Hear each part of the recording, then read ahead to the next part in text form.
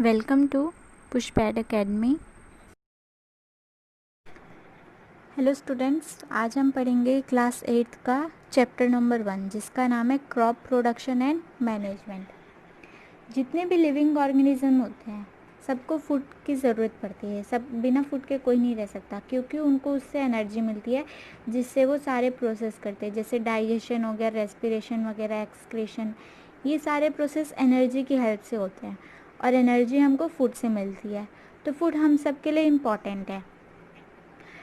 अब फूड हमें तो मिल जाता है, लेकिन लार्ज पॉपुलेशन में कैसे वो फूड डिस्ट्रीब्यूट होता है हर एक पर्सन को, हर एक इंसान को, हम इस चैप्टर में उसके बारे में पढ़ेंगे। उसका मैनेजमेंट कैसे होता है, उसको हम कैसे डिस्ट्रीब्यूट करते, कैसे पहुंचाते हैं हर एक इंसानों तक। तो हम क्रॉप प्रोडक्शन मैनेजमेंट की बात कर रहे हैं, तो सबसे पहले हम बात करेंगे क्रॉप्स की। क्रॉप्स है क्या? जब एक ही तरह का प्लांट एक बड़े से एरिया में ग्रो होता है, बहुत ज़्यादा अमाउंट में हम उसको ग्रो करते हैं, लार्ज स्केल में ग्रो करते हैं, तो हम उसको बोलते हैं crop. When a plant of the same kind are grown at a place in a regular manner on a large scale, it is called crop. जब हम एक ही प्लांट को, एक ही जैसा जो प्लांट होता है उसको लार्ज स्केल में ग्रो करते हैं बेचने वगैरह के लिए, इसका अलग अलग पर्पस होता है, तो उसको हम बोलते हैं क्रॉप्स। हमारी कंट्री में थ्री तरह के क्रॉप्स जो है वो उगाई जाती हैं। वो सीजन्स के ऊपर डिपेंड करते हैं और उसी के अकॉर्डिंग हमारी कंट्री में जो क्रॉप्स है वो ग्रो की जाती हैं। सबसे पहले हम बात करेंगे खरीफ क्रॉप्स की। ये जो क्रॉप्स है ये रेनी सीज़न में इसको हम ग्रो करते हैं। इसको सोइंग हम रेनी सीज़न में करते हैं। जो रेनी सीज़न होता है उसका मंथ जून से सितंबर के बीच में होता है, तो इस टाइम पे हम इसको सो कर देते हैं, बोते हैं, खरीफ क्रॉप्स हम लगाते हैं। अब इस खरीफ क्रॉप में कौन कौन सी क्रॉप्स आती है, जैसे कि पैडी हो गया, मेज, सोयाबीन, ग्राउंडनट। जैसे पैडी है, आप पिक्चर में भी देख सकते हैं, जो पैडी होता है, जो राइस होता है, उसको बहुत सारा वाटर चाहिए होता है यंगर स्टेज में जब वो प्लांट होते हैं, तो इसीलिए हम इसको रेनी सीज़न में लगाते हैं, क्योंकि बारिश भी होती है तो पानी जो है वो फील्ड में भर जाता है और इनको पूरा स्टैंडिंग वाटर चाहिए होता है फील्ड में, तभी अच्छे से ग्रो कर पाते हैं। नेक्स्ट हम बात करते हैं रबी क्रॉप्स की। ये जो क्रॉप्स है ये विंटर सीजन में ग्रो की जाती है, अक्टूबर से मार्च के बीच में। जैसे कि इसका एग्जांपल है वीट, ग्राम, पी, मस्टर्ड।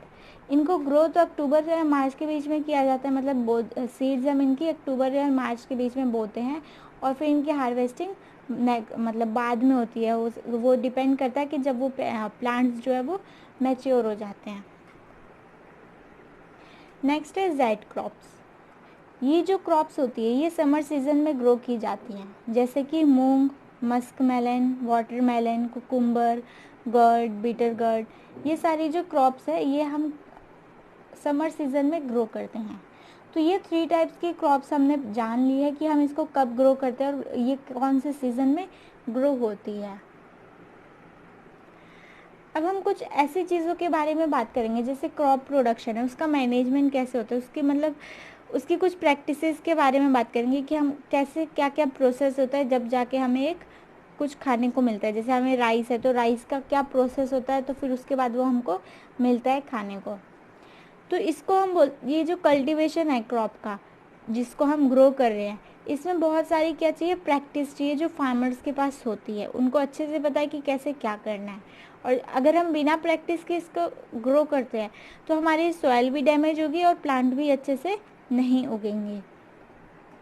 तो ये जो प्रैक्टिस है इसको बोलते हैं हम एग्रीकल्चर प्रैक्टिसेस, जो हम क्या करते हैं क्रॉप कल्टीवेशन के लिए यूज़ करते हैं। जो प्रैक्टिस, इसमें बहुत सारे स्टेप आते हैं, जैसे कि preparation of soil, sowing, adding manure and fertilisers, irrigation, protecting from weeds, harvesting, storage. अब हम इन सारी प्रैक्टिसेस जो है इनको हम थोड़ा डिटेल में जानेंगे कि इसमें क्या करते हैं, कैसे होता है ये। तो सबसे पहले हम बात करते हैं सॉइल प्रिपरेशन की। ये जो सॉइल प्रिपरेशन है ये बहुत ही ज़्यादा इंपॉर्टेंट टास्क होता है एग्रीकल्चर फील्ड में, और सबसे पहला स्टेप यही होता है।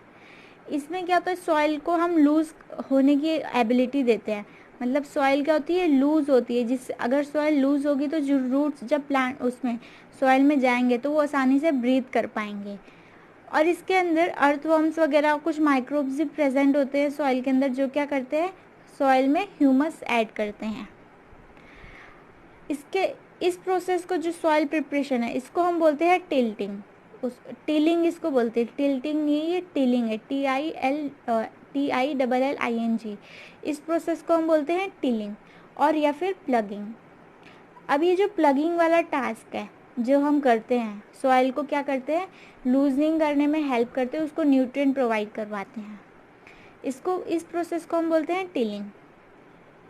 अब जो ये प्लग्ड फिल है, या टिलिंग या प्लगिंग बोलेंगे हम इसको। अब ये जो प्लग फिल है, जिसको हमने क्या किया है, सॉइल को हमने लूज होने के लिए रखा हुआ है, उसमें कुछ बड़े बड़े पीसेस के क्रम्स भी पाए जाते हैं, जिसको हम तोड़ देते हैं ताकि जो सॉइल वो क्या हो जाए, मतलब इवन हो जाए, कहीं ऊपर कहीं नीचे ऐसा कुछ ना रहे। अब ये जो टिलिंग प्रोसेस है, ये अलग अलग मेथड से होता है, जिसको हम बोलते हैं प्लग। अब ये प्लग क्या है, पहले हम प्लग की बात करते हैं। It is made of would, ये वुड का बना होता है और ये एनिमल्स लेके जाती हैं इसको। आपको पिक्चर देखेंगे आप इसकी, तो आपको समझ जाएगा कि आपने भी शायद ऐसा देखा होगा, ये सब गांव वगैरह में ज़्यादा होता है। वैसे आजकल के टाइम पे तो प्लग कम ही हो गया है। अब जो प्लग होता है, प्लग वाला जो मेथड है, इस प्लग मेथड से हम कैसे टिलिंग कर रहे हैं, इसका जो मेन पार्ट होता है प्लग का, लॉग ऑफ वुड, बहुत लॉन्ग लॉग ऑफ वुड, जो एक वुड होती है वो बहुत लंबी होती है, इसको हम बोलते हैं प्लग शाफ्ट। इसमें ही एक ट्रायंगुलर शेप के आयरन स्ट्रिप प्रेजेंट होती है, जिसको हम बोलते हैं प्लग शेयर। आप देख सकते हैं, ये जो आप यहाँ पे देख रहे हैं, ये प्लग शाफ्ट है, लॉन्ग लॉग ऑफ वुड जो है, और ये प्लग शेयर है, ये आयरन स्ट्रिप जो आप यहाँ पे देख रहे हैं, ये प्लग शेयर है। और ये जो प्लगिंग मेथड है, ये पहले के टाइम पे ऐसे होता था। आज के टाइम पे इसको ये देखना बहुत ही कम हो गया है। आज के टाइम पे ज़्यादातर लोग एक नया प्रोसेस यूज़ करते हैं, जैसे कल्टीवेटर वगैरह, वो सब यूज़ करते हैं सॉइल प्रिपरेशन के लिए। उसके बारे में भी हम जानते हैं आगे। फिर हम सेकेंड मेथड की बात करेंगे, जो कि है हो। इसको भी पहले के टाइम पे लोग बहुत यूज़ करते थे। ये एक सिंपल टूल होता है, इससे हम सीड्स वीड्स जो होती है, जो हमको नहीं चाहिए होती है सॉइल में, वो हम इससे रिमूव कर देते हैं। जो हो टूल है, उससे हम वीड्स वगैरह रिमूव करते हैं और ये सॉइल लूजनिंग में हेल्प करता है। ये एक लॉन्ग रॉड होती है, या फिर वुड लगी होगी वहाँ पे, और इसके साथ साथ एक आयरन अटैच होगा। आप देख सकते हैं यहाँ पे ये एक आयरन अटैच है और ये लॉन्ग वुड है। अब हम बात करते हैं कल्टीवेटर की, जो आजकल हर जगह हमको यही देखने को मिलता है। ये वाला जो प्लगिंग है कल्टीवेटर से होता है, ये ट्रैक्टर के हेल्प से होता है। ट्रैक्टर ड्राइव करता है और सॉइल को वो सॉइल प्रिपेयर करता जाता है, मतलब उसको अच्छे से लूज करने में हेल्प करेगा ट्रैक्टर, ताकि जब रूट्स उसमें जनरेट हो तो वो आसानी से वो ब्रीथ कर पाए। इसके बाद नेक्स्ट प्रैक्टिस आती है सोइंग। सबसे पहले थी सॉइल प्रिपरेशन, हमारी सॉइल अच्छे से प्रिपेयर होनी चाहिए। उसके बाद है सोइंग। अब सोइंग में क्या है, जिसमें हम बोलते हैं बीज बोना।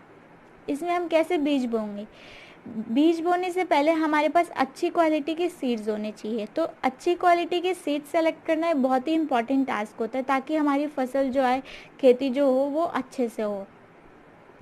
फार्मर्स लोग high yield variety of seed select करते हैं, मतलब ऐसे सीड सेलेक्ट करते हैं जिससे ज़्यादा क्रॉप उगे, ज़्यादा अच्छे जिससे उनको उससे फ़ायदा हो, ज़्यादा अच्छी क्रॉप उगे। अब एक अच्छा मेथड क्या है सीड्स को सेलेक्ट करने का, जब भी हम सीड लेते हैं तो उसे पानी में डाल देना चाहिए। अब जो सीड जो है ऊपर तैर रही होगी, फ्लोट कर रही होगी पानी के ऊपर, वो होगी डैमेज सीड। उस डैमेज सीड को हमको नहीं बोना है, हमें नीचे वाली जो सीड्स प्रेजेंट होगी बॉटम में, वो वाली सीड्स को बोना है, वो अच्छी सीड्स होंगी। अब हम बात करते हैं सोइंग मेथड्स की, कैसे हम बीज बोते हैं। पहले के टाइम पे लोग ट्रेडिशनल जो टूल यूज़ करते थे, हम उसकी बात करते हैं। एक एनिमल होते थे, एनिमल जैसे दो बैल लगी आगे, उसके पीछे हमने एक टूल लगा दिया, उस टूल में एक फनल कनेक्टेड है, हम उस फनल में सीड डालते रहते हैं और वो सीड क्या है, धीरे धीरे पास होते जाती रहती है और वो अपनी जो सॉइल है उसके अंदर चली जाती है। आप देख सकते हैं इस इमेज में ये फनल आपको देखने को मिल रहा होगा, इस फनल में ये सीड्स डाल रहा है और ये एनिमल से जो आगे मूव करते रहेंगे और ये सीड्स डालते जाएगा और सीड्स जो है अपने जहाँ पे उसको लगना है सॉइल पे वहाँ पे लगते जाएंगी। अब जो दूसरा मेथड है सीड ड्रिल, ये भी सीड सो करने का एक अच्छा मेथड है। इसमें हम क्या करते हैं, सीड्स को हम कैसे सो करते हैं, ट्रैक्टर की हेल्प से। अब ये जो टूल है ये आजकल नॉर्मली यूज़ भी होता है, हमको देखने को भी मिलता है। ये टाइम सेव कर लेता है लेबर्स वगैरह का और हमारा भी। ये जब ये सीड्स वो करता है, ये क्या करता है, उनको एक डिस्टेंस पे ही रखे रहने में हेल्प करता है। मतलब सीड्स जो है प्रॉपर डिस्टेंस पे प्रेजेंट होंगी, ये नहीं कि कोई सीड्स पास पास है, उनके बीच में प्रॉपर डिस्टेंस होगा ताकि वो अच्छे से ग्रो कर पाए, उनको भी अच्छे से न्यूट्रिएंट मिल पाए प्रॉपर। इसके अलावा ये जो सीड ड्रिल है ये भी इंश्योर करता है कि जो सीड्स है वो अच्छे से सॉइल से कवर हो। ऐसा ना हो कि सीड्स ऊपर ही रह जाए और चिड़िया आके उसे खा जाए। तो ये भी देखता है कि सीड्स जो है सॉइल के अंदर हो अच्छे से और उससे कवर हो। इससे ये होता है कि ये जैसे बर्ड्स वगैरह जो होती हैं, चिड़िया जो होती है, वो इसको डैमेज नहीं कर पाती हैं सीड को। इसके बाद हमारा नेक्स्ट प्रैक्टिस जो है वो है एडिंग मैन्योर एंड फर्टिलाइजर्स। अब जो चीज़ हम सॉइल में ऐड करते हैं एज अ न्यूट्रिएंट की फॉर्म में, ताकि हमारे प्लांट्स जो है अच्छे से वो ग्रो करें, हेल्दी प्लांट्स ग्रो करें। अब जब प्लांट्स फार्मर्स क्या करते हैं, जब प्लांट क्या कंटिन्यूसली ग्रो करते रहते हैं तो जो सॉइल होता है उसमें से न्यूट्रिएंट्स ख़त्म होने लग जाता है धीरे धीरे। तो इसके लिए सॉइल न्यूट्रिएंट्स को वापस लाने के लिए फार्मर्स कुछ मैन्योर वगैरह ऐड करते हैं उसमें टाइम टू टाइम में, ताकि जो प्लांट्स है उनको न्यूट्रिएंट्स प्रॉपर मिलता रहे। ऐसा अगर उनको न्यूट्रिएंट्स नहीं मिलेगा तो वो अच्छे से ग्रो नहीं कर पाएंगे। तो मैन्योर होती है एक तरह की खाद होती है, ये ऑर्गेनिक खाद फार्मर्स लोग जो है वो यूज़ करते हैं। इसके अलावा फर्टिलाइज़र्स वगैरह भी ऐड किए जाते हैं सॉइल में, जिससे कि जैसे ये जो फर्टिलाइज़र्स होते हैं ये इनऑर्गेनिक सॉल्ट होते हैं, ये रिच होते हैं नाइट्रोजन, फास्फोरस, पोटेशियम में। ये फर्टिलाइज़र्स जो है ये क्रॉप को ये भी न्यूट्रिएंट्स प्रोवाइड करवाते हैं, लेकिन इनमें सिर्फ कुछ ही फर्टिलाइज़र्स में ज़्यादा न्यूट्रिएंट्स नहीं, सिर्फ कुछ ही पर्टिकुलर न्यूट्रिएंट्स प्रेजेंट होते हैं। अब हम बात करते हैं सॉइल रेप्लिकेशन की, न्यूट्रिएंट्स की। अब मतलब एक दूसरा मेथड क्या है, इसके साथ हम क्या कर सकते हैं, इसमें किसी और प्लांट या किसी और क्रॉप को हम ग्रो कर सकते हैं। जैसे हमने एक सीज़न में हमने कुछ और एक सीज़न में हमने वीट की खेती कर ली, गेहूँ बो दिए। दूसरे सीज़न में हम क्या करेंगे, लेग्यूम्स प्लांट्स जो होते हैं, दाल वगैरह जो होती हैं, उनको हम ग्रो करेंगे। ये जो लेग्यूम्स प्लांट होते हैं इनमें अपने आप ही नेचुरली न्यूट्रिएंट्स बनने लग जाते हैं, जैसे कि नाइट्रोजन फिक्सेशन की ये जो लेग्यूम्स प्लांट होते हैं उनमें एक नीचे बैक्टीरिया लगा होता है जो ये नाइट्रोजन फिक्सेशन करने में हेल्प करता है, जिससे कि उनको न्यूट्रिएंट्स मिलते रहते हैं। फिर ये न्यूट्रिएंट्स क्या है, ये सॉइल में भी प्रेजेंट रहते हैं, जिसकी वजह से हम अल्टरनेटिव क्रॉप कर सकते हैं। मतलब एक टाइम पे हम दूसरी क्रॉप उगाए और एक टाइम पे हम ऐसी क्रॉप उगाए जिसमें न्यूट्रिएंट्स हमें ऑटोमेटिकली सॉइल्स में वो मिल जाए। अब फर्टिलाइज़र्स और मैन्योर के बीच में डिफरेंस क्या है। फर्टिलाइज़र्स जो है ये इनऑर्गेनिक सॉल्ट है, मैन्योर जो है ऑर्गेनिक होता है, ये नेचुरल सब्सटेंसेस से बने होते हैं, जैसे कि कैटल डंग हो गया, ह्यूमन वेस्ट हो गया, प्लांट के रेसिड्यूज हो गए, इन सारी चीज़ों से ये मैन्योर बनता है। अब फर्टिलाइज़र्स जो है वो फैक्ट्री में बनता है और मैन्योर जो है वो फार्मर्स लोग इसे फील्ड में ही बना सकते हैं। फर्टिलाइज़र कोई ह्यूमस प्रोवाइड नहीं करवाता है सॉइल को, लेकिन मैन्योर जो है ये ह्यूमस प्रोवाइड कराता है सॉइल को। फर्टिलाइज़र्स जो होते हैं वो न्यूट्रिएंट्स जैसे नाइट्रोजन, फास्फोरस, पोटेशियम इन सब में रिच रहते हैं, और जो मैन्योर होता है वो इसमें सारे न्यूट्रिएंट्स नहीं प्रेजेंट होंगे, सिर्फ कुछ ही न्यूट्रिएंट्स प्रेजेंट रहते हैं। अब हम इसकी मैन्योर के एडवांटेजेस की बात करेंगे। ये क्या करता है, वाटर होल्डिंग कैपेसिटी बढ़ा देता है सॉइल की। मतलब जो सॉइल जो है जितना वाटर उसकी होल्डिंग कैपेसिटी है, कितना वो ले सकता है, होल्ड कर सकता है वाटर को, इसके वो और ज़्यादा चांसेस जो है वो बढ़ा देते हैं। मतलब ज़्यादा वाटर एब्जॉर्ब करने की इससे क्षमता होती है। ये सॉइल को पोरस बनाता है, जिसकी वजह से गैस जो एक्सचेंज है वो इजीली हो जाती है। जैसे मैंने आपको बताया था, सॉइल को ये लूज कर देता है, पोरस बना देता है, जिससे गैसेस जो है आसानी से एक्सचेंज हो जाती हैं। ये सॉइल का टेक्सचर भी इम्प्रूव करता है और फ्रेंडली माइक्रोब्स, जो अच्छे माइक्रोब्स है उनको भी जनरेट करने में हेल्प करता है। अब हम बात करते हैं इरिगेशन की। हर एक लिविंग बीइंग को वाटर चाहिए रहने के लिए, सेम वैसे ही प्लांट भी लिविंग बीइंग्स हैं, उनको भी वाटर चाहिए रहने के लिए। सीड जर्मिनेशन के लिए उनको वाटर चाहिए, बिना वाटर के सीड जर्मिनेट नहीं हो सकते हैं। अब ये जो न्यूट्रिएंट्स है ये वाटर में ही डिज़ोल्व रहते हैं, तभी ये वाटर के थ्रू ही प्लांट न्यूट्रिएंट्स लेते हैं। तो वाटर सबसे ज़्यादा इम्पॉर्टेंट है, क्योंकि अगर वाटर नहीं होगा तो प्लांट न्यूट्रिएंट्स भी नहीं ले पाएंगे। अब ये जो इरिगेशन है ये क्या करता है, ये जो भी क्रॉप होती है उसको फ्रॉस्ट या फिर जो भी जैसे ठंडी या गर्म हवा जो होती है उससे बचा के रखता है। वाटर सप्लाई जो वाटर सप्लाई होता है अलग अलग क्रॉप्स में, उस प्रोसेस को हम बोलते हैं इरिगेशन। इरिगेशन मतलब ही होता है कि जो वाटर सप्लाई हम करते हैं क्रॉप को।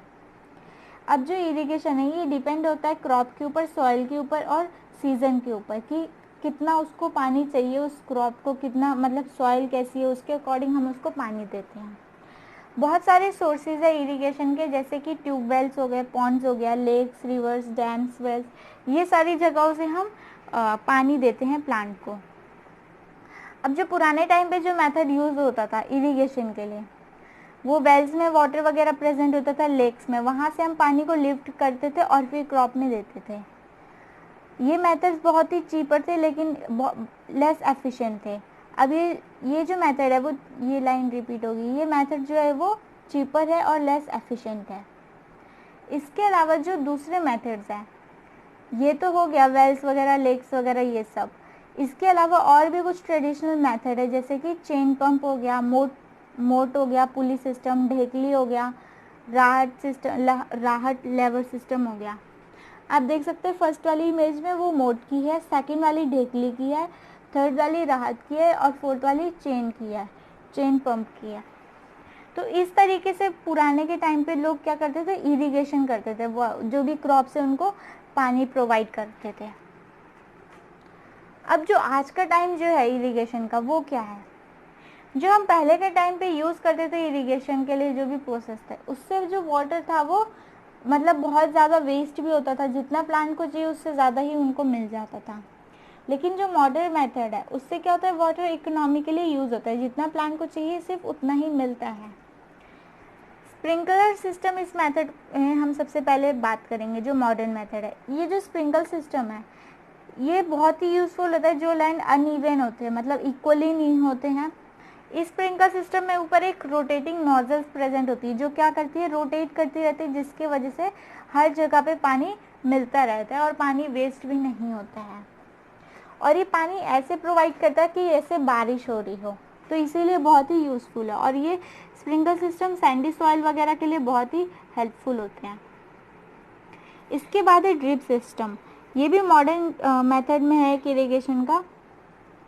इसमें क्या होता है, जो वाटर है, छोटी सी ट्यूब्स वगैरह जो होती है वो डायरेक्टली क्या होंगी, जो सॉइल के जो जो प्लांट के जो रूट होती हैं उससे ये ट्यूब्स कनेक्टेड होंगी, ताकि, और इनको फिर ड्रॉप बाय ड्रॉप वहाँ पे उस पोजीशन पे वाटर गिरता रहता है।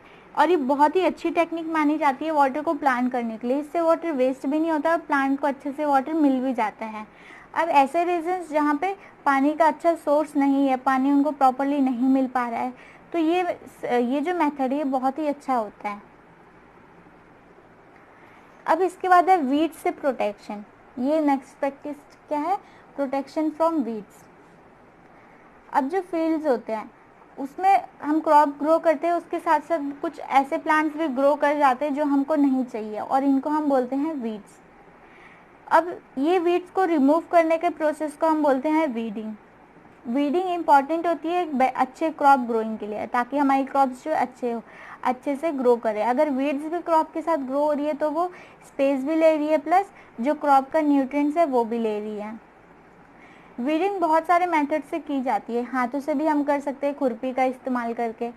वीडिसाइड हम यूज़ कर सकते हैं, ये एक तरह का केमिकल होता है जो जब फार्मर इसको स्प्रे करते हैं पूरे फील्ड में, और इस टाइम को इसको स्प्रे करने के टाइम पर वो अपने फेस को अच्छे से कवर कर लेते हैं क्योंकि ये केमिकल होता है। और सोविंग से पहले भी हम वीडिंग जो वीड्स वगैरह होते हैं उसको रिमूव करते हैं, और इसको हम टिलिंग भी बोलते हैं। आप देख सकते हैं इसके फर्स्ट वाली इमेज में स्प्रे किया जा रहा है वीडीसाइड्स का, और ये अब वीड्स ऐसे होती है जो हमको नहीं चाहिए होती है क्रॉप्स के साथ जो उग जाती है, फिर इसको हमें निकालना पड़ता है टाइम टू टाइम। इसके बाद है हार्वेस्टिंग। हार्वेस्टिंग में क्या होता है? हार्वेस्टिंग क्या है? इसमें हम जब क्रॉप जो है वो मैच्योर हो जाती है तो हम उसको कट करते हैं, काट लेते हैं क्रॉप को, उसको हम बोलते हैं हार्वेस्टिंग। ये मैन्युअली भी होती है, मतलब हाथों से भी होती है, और मशीन्स के थ्रू भी होती है। जो मशीन्स के थ्रू होती है उसको हम बोलते हैं हार्वेस्टर। अब जो हार्वेस्टेड क्रॉप जो है, जैसे कि ग्रेन वगैरह हो गए, कोई भी क्रॉप होगी, जैसे मान लीजिए गेहूँ, चावल, ये सब हो गए, इन सबको उसके चैफ या जो हस्क वगैरह होते हैं उससे रिमूव करना बहुत ज़रूरी होता है, और इस प्रोसेस को हम बोलते हैं थ्रेशिंग। तो थ्रेशिंग क्या है? जिसमें हम चैफ रिमूव कर रहे हैं ग्रेन से, जो चीज़ हमें चाहिए उससे हम चैफ को रिमूव करें, उस प्रोसेस को हम बोलते हैं थ्रेशिंग। ये मशीन्स के थ्रू भी होता है। ये जो थ्रेशिंग से रिमूव करना होता है ये कंबाइन मशीन होती है, और हो सकता है ये अलग अलग मशीन भी होती है। ये हार्वेस्टर उसके साथ साथ क्रॉप भी कट रही है, और उसके साथ साथ जो थ्रेशिंग है, जो चैफ है जो हमको नहीं चाहिए वो भी इसके साथ साथ रिमूव होता जा रहा है। तो हमारे पास सिर्फ इससे ग्रेन बच जाएगा। इस तरीके की कुछ मशीन होती हैं ये। अब जिनके पास ज़्यादा बड़ा लैंड एरिया नहीं होता है, जैसे छोटा सा ही एरिया, उन्होंने उस पर क्रॉप्स वगैरह ग्रो कर रखे हैं अपने यूज़ के लिए, तो उसको हम उसमें जो चैफ प्रेजेंट होता है उसको हम विनोइंग प्रोसेस के थ्रू रिमूव करते हैं। मतलब विंड के थ्रू इसमें हम वो चीज़ रिमूव करते हैं। ये भी मशीन्स के थ्रू होती है और मैन्युअली होती है। मशीन्स के थ्रू ऐसे होती है और मैन्युअली ऐसे होती है। हवा चलती है और हवा के साथ साथ जो वो चैफ वगैरह है, जो भी हस्क पार्टिकल्स है जो हमको नहीं चाहिए, डर्ट पार्टिकल्स वगैरह, वो रिमूव होते जाते हैं। इसके बाद है स्टोरेज। अगर हम क्रॉप्स को स्टोर करते हैं, जैसे हमने फ्रेशली क्रॉप को कट कर लिया, उसके बाद हमको उसको स्टोर करना है, तो हम उसको डायरेक्टली स्टोर नहीं कर सकते। पहले हमको उसको अच्छे से ड्राई करना होगा, ताकि उसको हम जो भी इंसेक्ट्स वगैरह है, जो भी माइक्रो ऑर्गेनिजम्स हैं, उनसे हम उस क्रॉप को बचा सकें, वरना हमारी सारी मेहनत फिर वेस्ट चली जाएगी, हमारी सारी क्रॉप ख़राब हो जाएगी।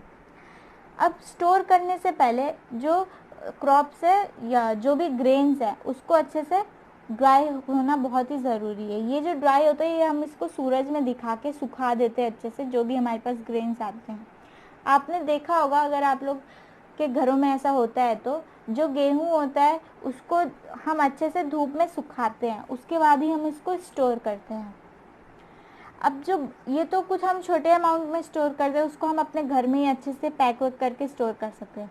जो लार्ज स्केल में स्टोरेज होता है वो सिलोज वगैरह इंस्ट्रूमेंट जो होते हैं उसमें होता है, ग्राइंडर्स वगैरह या गोडाउन्स वगैरह, उनमें हम इसको स्टोर करके रखते हैं ग्रेन्स को। और इसमें हम कुछ केमिकल्स वगैरह ऐड कर देते हैं ताकि जो क्रॉप है वो ख़राब ना हो, वो इंसेक्ट वगैरह इन सब चीज़ों से, माइक्रो ऑर्गेनिज्म से बच के रह सके। इसके साथ साथ हम एक नेचुरल चीज़ भी कर सकते हैं कि जो भी हमारे पास क्रॉप है ये उसमें हम नीम की लीव्स ऐड कर सकते हैं। ये छोटे स्केल में होता है, जब हमारे पास क्रॉप जो ग्रेन है वो कम होती है तो हम उसमें नीम की लीव ऐड कर देते हैं, ड्राइड नीम लीव ऐड करते हैं, जिससे कि इंसेक्ट वगैरह, माइक्रो ऑर्गेनिजम्स जो भी है वो दूर भाग जाएँ। तो आप इस पिक्चर में देख सकते हैं, जो फर्स्ट वाली इमेज है ये सिलोज हैं, जैसे जो लार्ज स्टोरेज में होता है, जैसे हमारे पास बहुत सारा ग्रेन है उसको हम इसमें स्टोर करके रखते हैं। और उसके बाद आप नीचे एक और इमेज देख सकते हैं कि ये ग्रेन्स, ये गोडाउन्स वगैरह में ऐसे स्टोर होता है। यहाँ पे कुछ केमिकल्स वगैरह या हम ऐसी चीज़ रख देते हैं जिससे कि जो इंसेक्ट्स वगैरह है, चूहे वगैरह है, वो इनको ग्रेन्स को डैमेज ना करें। इसके बाद हम बात करते हैं एनिमल हस्बेंड्री की। जैसे प्लांट हमें खाना देते हैं वैसे ही एनिमल भी खाना देते हैं। कुछ लोग ये खाना खाते हैं।